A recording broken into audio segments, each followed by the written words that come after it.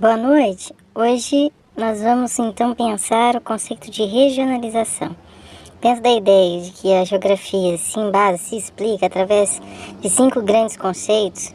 Então, a paisagem, o território, o espaço, o lugar e, por fim, a região, é apresentado por vários teóricos de maneira e conceituações diferentes. Hoje, essa aula será direcionada aos alunos do terceiro ano do ensino médio, terceiro C da Escola Estadual Santos Amaro da Cruz. Então nós vamos trabalhar o conceito de região e regionalização. Pensar a região é pensar um conceito da geografia. Ele vai propor formas diferenciadas de região. Então, são utilizados para criar-se uma região critérios que vão delimitar uma porção de território. Vai haver essas regiões têm uma similaridade próxima, natural, cultural ou econômica.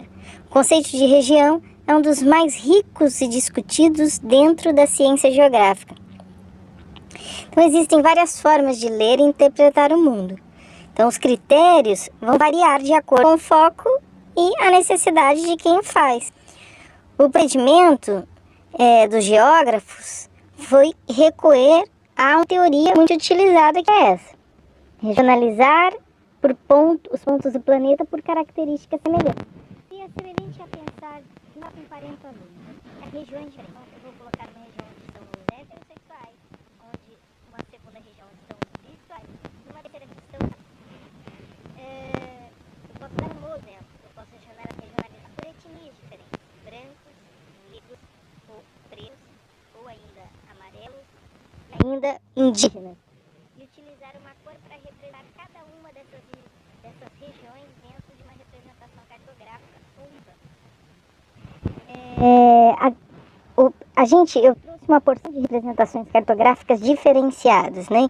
Desde a teoria dos mundos, criada a partir de 1950, que foi muito difundida, onde havia uma divisão do planeta em 3 grandes regiões: o primeiro mundo, onde havia os países capitalistas e desenvolvidos; o segundo mundo, onde havia os países de economia planificada, os socialistas, a China, Cuba, a Coreia do Norte, alguns países da África; um terceiro mundo, onde havia países capitalistas e subdesenvolvidos.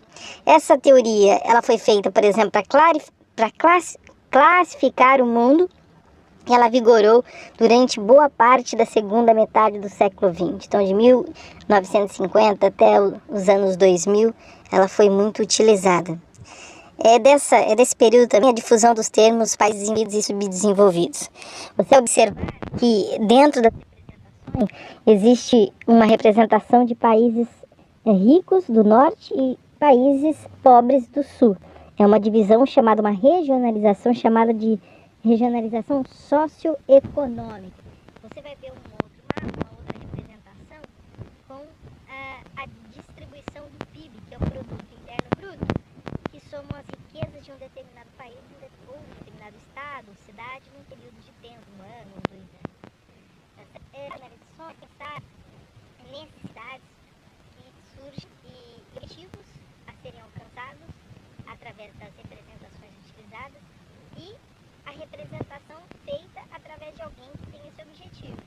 Então, de maneira geral, foram criados e utilizados diversos tipos de regionalizações diferentes, né? Você tem, então, em 1950, a teoria dos mundos; depois você tem o surgimento da ONU, e a ONU, a partir de 1948, ela cria um indicador muito conhecido, que é, na verdade, um programa, que é o Programa das Nações Unidas, que utiliza um indicador muito conhecido, que é o IDH, que é o Índice de Desenvolvimento. Dentro dessa ideia foram se criando outros tipos de regionalização. Então eles fizeram uma regionalização conhecida como primeiro mundo, segundo mundo, terceiro mundo.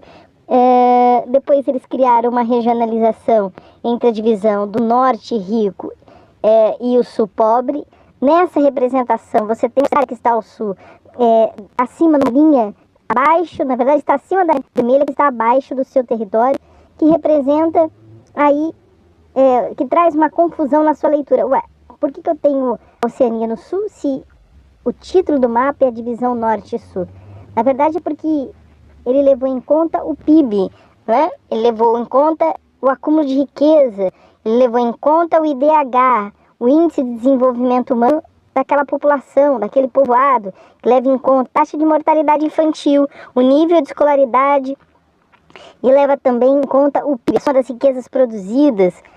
Você tem uma regionalização dos BRICS, por exemplo, muito utilizada, que mostra, na verdade, a sigla utilizada é só uma expressão que leva em conta as primeiras letras dos países que compõem esse grupo, esse bloco econômico, que é o Brasil, a Rússia, a Índia, a China e a África do Sul. Pode ser chamado de acrônimo, né? Existe uma divisão também apresentada pela divisão social do trabalho, existe uma divisão apresentada entre os países subdesenvolvidos e os países desenvolvidos. A representação cartográfica criada, ela é feita segundo a necessidade de quem a cria. Então é importante pensar esses diversos tipos de regionalização a partir do conceito de região, que é um conceito utilizado pela geografia para caracterizar determinadas faixas de território com características semelhantes, sejam elas vegetacionais, sejam elas sociais, ou seja, rica, pobre, miserável ou ainda mediana, ou ainda para regionalizar uso de internet na região sudeste, que é muito grande, a quantidade de usuários é muito maior do que nas outras regiões do Brasil, ou ainda pensar as macro-regiões do território brasileiro, região norte, nordeste, sul, sudeste, centro-oeste, pensar regiões distribuídas pelo mundo, continentes, então a África, a América, a Norte ou ainda a Europa, o Oriente Médio, a Ásia Setentrional, a Ásia, a Oceania, a Antártica, o Círculo Polar Ártico. É importante pensar essas diversas regionalizações possíveis que são feitas a partir de uma necessidade. A necessidade de quem cria para trazer alguma informação que será lida por uma outra pessoa.